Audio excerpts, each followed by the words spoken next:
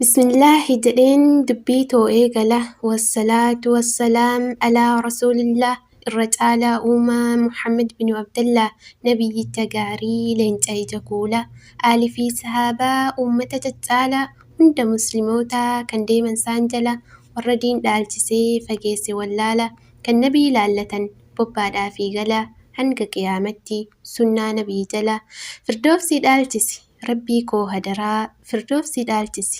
Rabbii koo hadaraa jecha kee tokkochaan qalbiin too booharti shafa'aa kee argachuu qalbiin too hawwiti Muhammad habiibii ifaa jiruu kooti salluu alannabii yaa jamaasin hundi salluu alannabii yaa jamaasin hundi yaa obboleewwan koo kan bahaa kan dhihaa akkam nagaa jirtu kan kaabaa kan kibbaa baga nagaan dhuftan kan dhiiraa kan durbaa.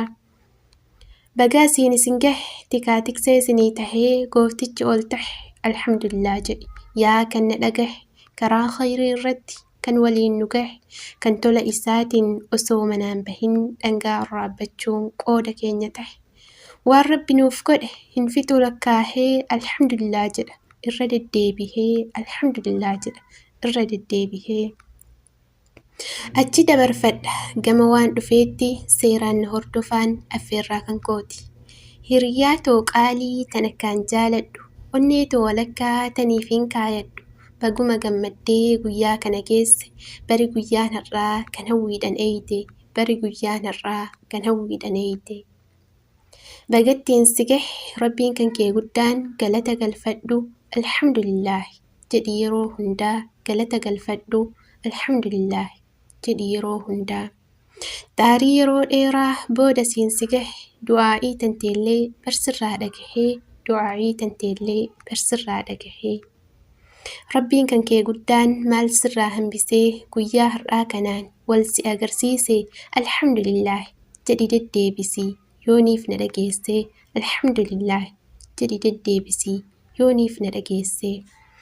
Abdiin muratinaa raaxmata rabbiirraa isaatu nu uume isaatu nuuf jira hin danda'u jettee abdii hin muratin dandeettinta rabbii ta'uus hin dagatin tattaafadhu ati hanguma dandeessin bar hunda namaayyuu isaa kan milkeesse bar hunda namaayyuu isaa kan milkeesse. Afaan ilma namaa haasa'uu hin dhiisu warra gurra laatan karatti hanbisu. Dubbattu dubbataa calliftu sodaataa akka feete taatus ilma namaa jalaa sila wahi baata akka feete taatus ilma namaa jalaa sila wahi baata.